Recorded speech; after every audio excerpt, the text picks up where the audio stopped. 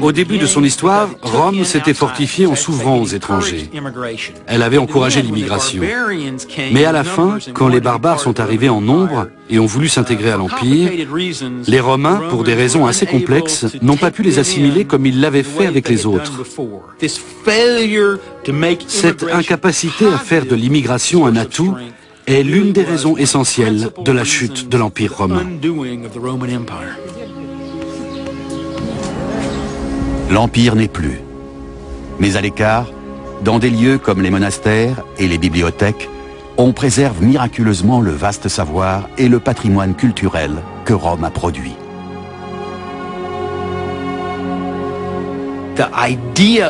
Rome a continué de signifier quelque chose, notamment dans ces endroits préservés où l'on continuait à accorder une grande importance à l'enseignement et aux livres. Rome et les classiques de la littérature et de la culture romaine y étaient considérés comme les fondements de la civilisation. L'Empire romain a légué énormément de choses à l'Occident. Dans nos institutions, dans notre terminologie. Les langues mêmes que nous parlons aujourd'hui sont pétries d'influence romaine. Elle est partout, et il est impossible d'échapper à l'héritage de Rome. C'est pour cela qu'il est si important.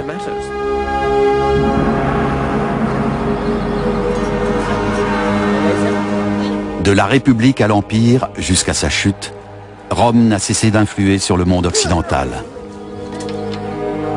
Cette civilisation a survécu à des siècles de guerre, de persécution et de corruption, à la ruine et la peste, pour s'éteindre lentement et silencieusement.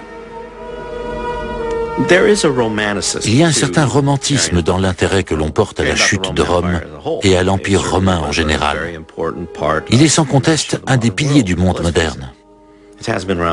Mais regardons les choses en face. C'était il y a 1500 ans. Pourquoi s'y intéresser encore? Je crois que la réponse est très simple.